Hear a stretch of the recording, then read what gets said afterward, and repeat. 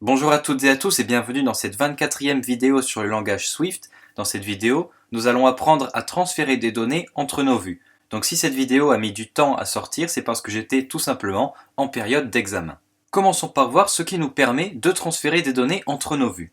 Pour permettre le transfert de données entre les vues, le protocole UIViewController, donc je vous rappelle que c'est le protocole utilisé par la classe ViewController, celle dont on se sert tout le temps pour nos interfaces graphiques, eh bien ce protocole possède une fonction appelée Prepare for Seg, ou pour les puristes Prepare for Seg.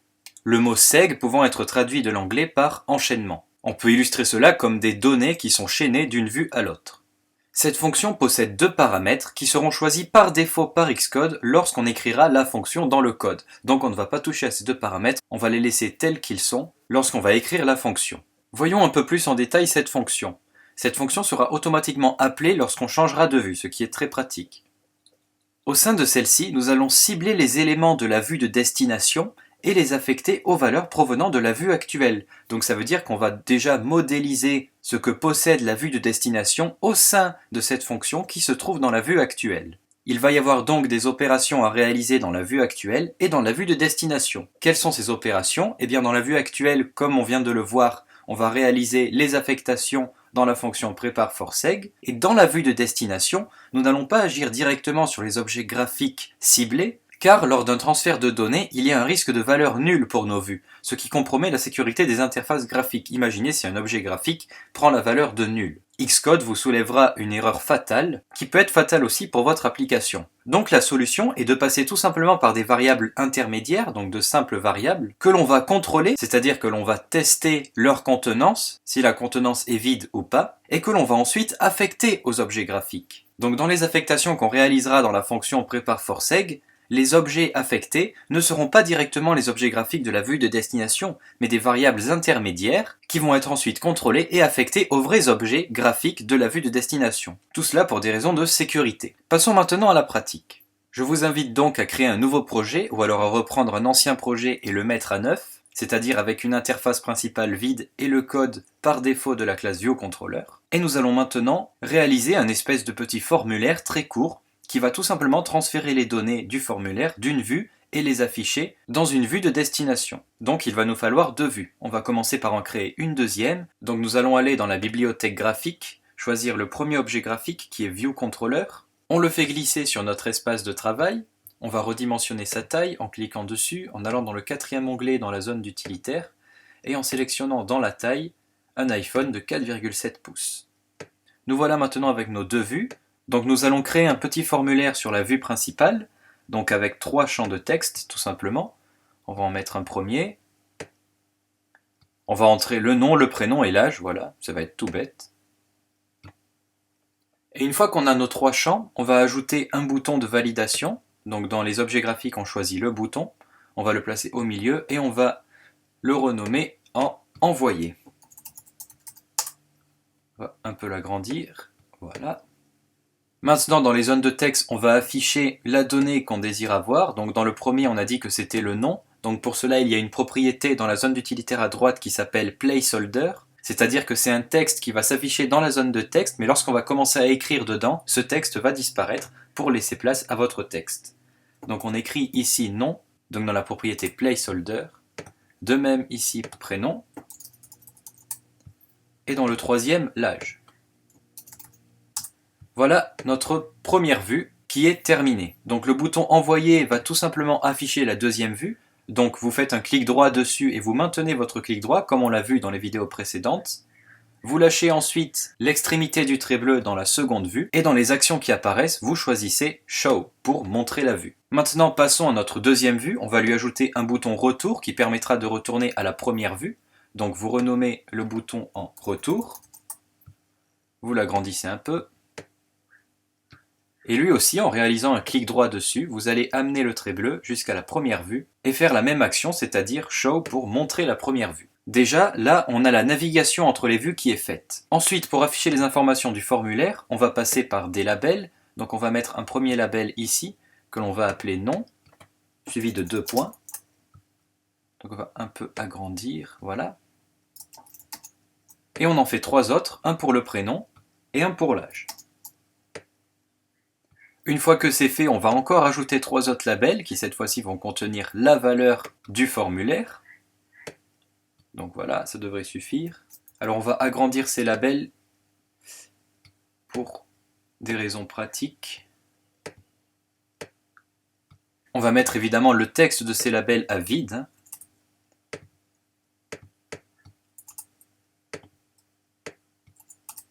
Et voilà nos deux interfaces qui sont prêtes. Donc comme on l'a dit précédemment, il va y avoir des opérations à réaliser dans la vue actuelle, c'est-à-dire dans notre classe ViewController et dans la vue de destination. Mais cette vue de destination n'a pas de classe qui lui est affectée.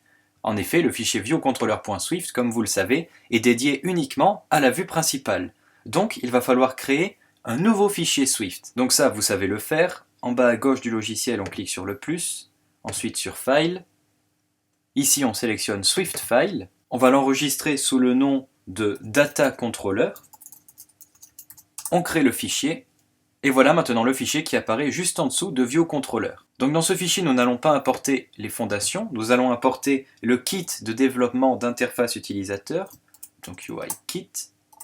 Et nous allons créer notre classe, donc du même nom que le fichier, c'est-à-dire Data Controller. Et nous allons faire hériter cette classe du protocole UIViewController. Cela ne change pas. Une fois que vous avez fait ça, on va maintenant associer cette classe à notre seconde vue, comme on l'a vu aussi dans les vidéos précédentes. On clique sur la seconde vue. Dans la zone d'utilitaire à droite, on va aller dans le troisième onglet. Et dans la propriété classe, ici, on commence à taper le nom de notre classe, c'est-à-dire Data Controller. Vous voyez, Xcode la met automatiquement, on n'a plus qu'à appuyer sur Entrée. Maintenant, notre deuxième vue est affectée à Data Controller. Revenons sur la première vue. Scindons notre espace de travail en deux pour avoir le code en appuyant sur les deux cercles qui se chevauchent ici. Et nous allons commencer à écrire le code. Alors ce qu'il faut faire pour commencer, eh bien c'est associer les objets graphiques à notre code. Les objets graphiques, ce sont les 3 champs de texte de notre formulaire. Donc toujours en maintenant le clic droit vers le code, on va insérer un outlet, ça va être ça pour les 3 champs. Celui-là, on va l'appeler nom texte, car il s'agit du texte du nom, et on va faire la même chose pour les autres champs de texte.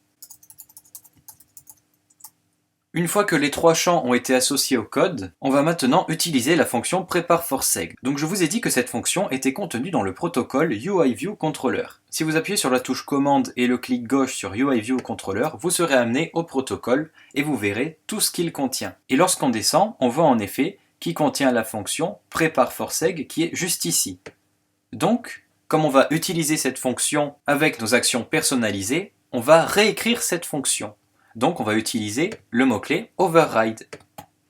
Donc on écrit override. La fonction qu'on va réécrire est prepare4seg. Donc vous voyez, on a ici les deux arguments seg de type UI storyboard seg et sender de n'importe quel objet. On va laisser ces deux arguments comme ceci. On ne va pas les toucher. Je vais par contre agrandir un peu le code, voilà.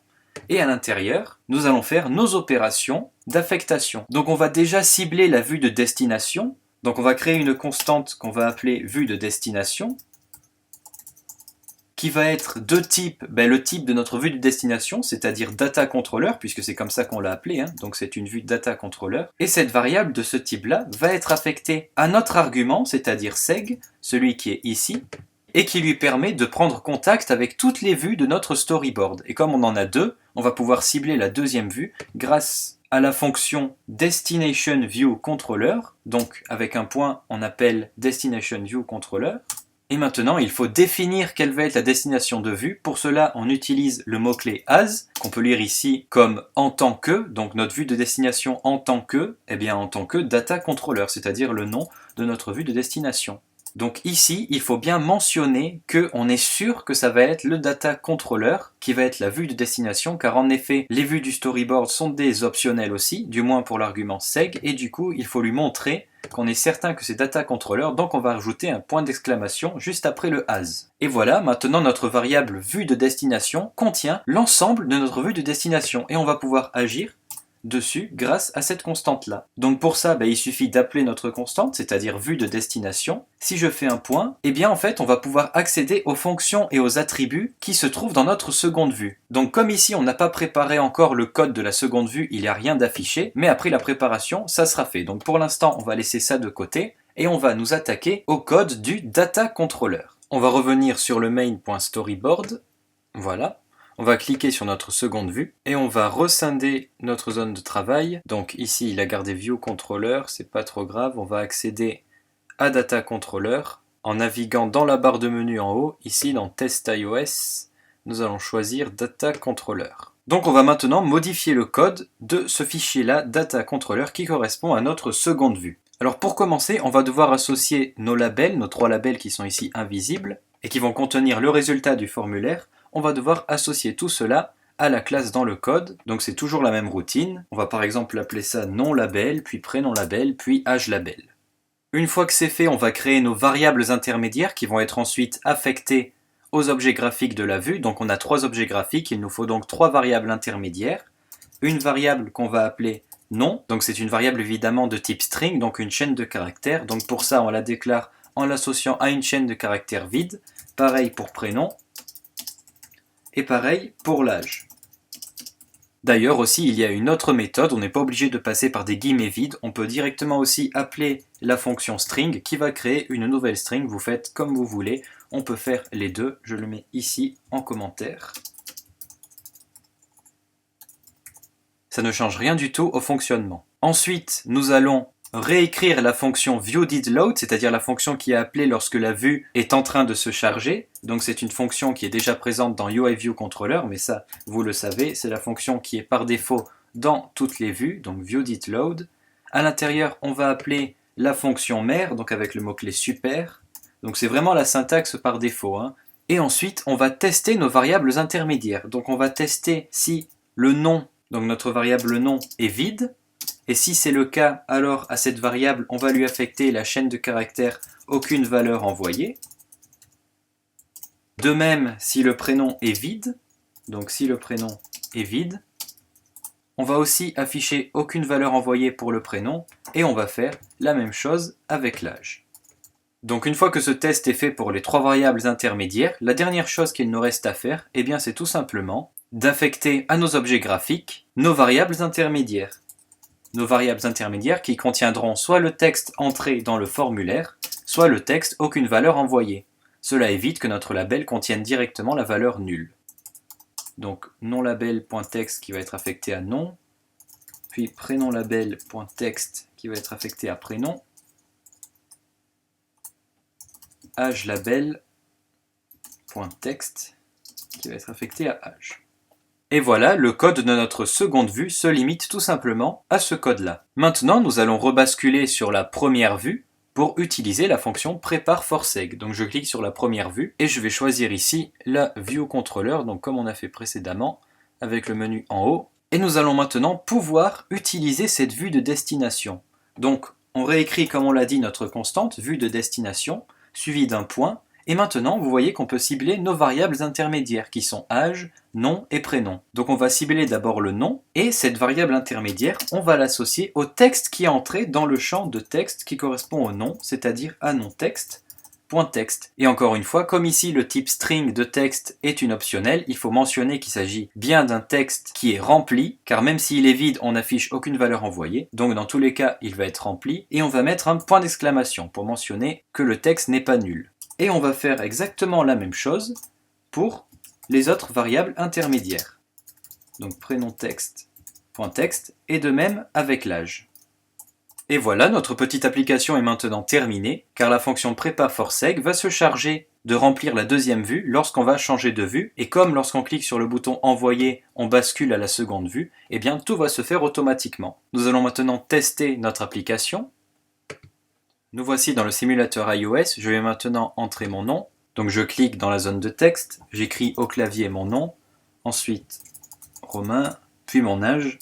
Lorsque je vais cliquer sur envoyer, on devrait être amené sur la seconde vue avec les données que l'on a entrées.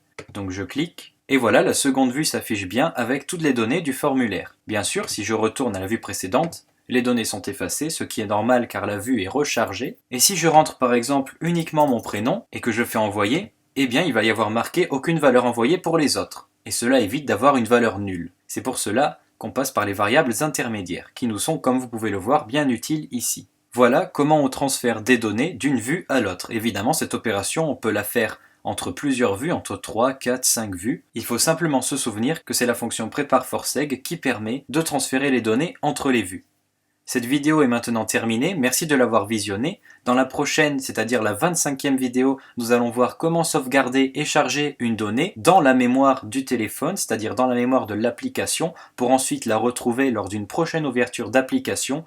Et nous allons voir cela en reprenant notre application du juste nombre, afin de pouvoir sauvegarder le score dans ce jeu. Donc je vous laisse reprendre votre projet du juste nombre pour la prochaine vidéo, ou de retourner voir ma vidéo qui concerne ce projet, c'est-à-dire la vidéo 22. Et en attendant, je vous dis à bientôt pour la prochaine vidéo.